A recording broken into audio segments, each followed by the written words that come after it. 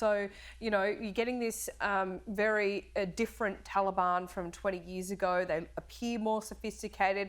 Their PR, frankly, is better. But it also goes to the structure.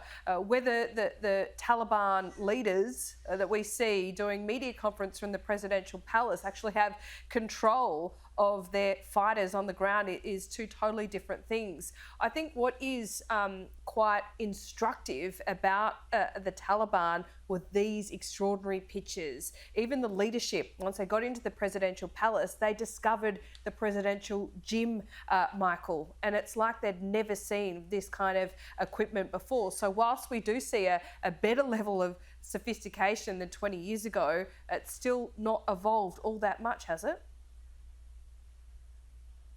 Well, I could almost guarantee you that most of these Taliban fighters have not ever seen gym equipment like that.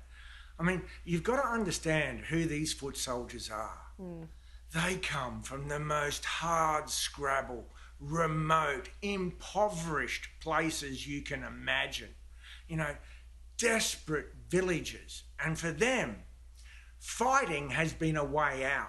And it's also been a way to, as they see it, save their country from a foreign occupier. So these are not sophisticated individuals. Yeah. And, you know, in oftentimes they're ill-disciplined.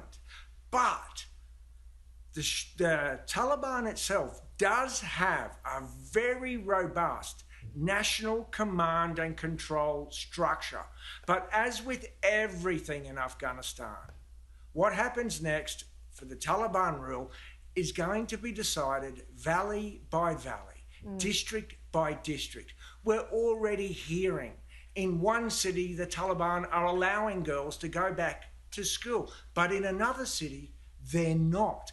And that's because Afghanistan is so deeply decentralized. Yeah. And the building blocks of that society still remain the various tribes. So if you want to talk about all politics as local, Afghanistan is the absolute epitome of that. So that's why we're going to see quite a spotty kind of rule by the Taliban, and why things are so precarious right now. It is still a tinderbox.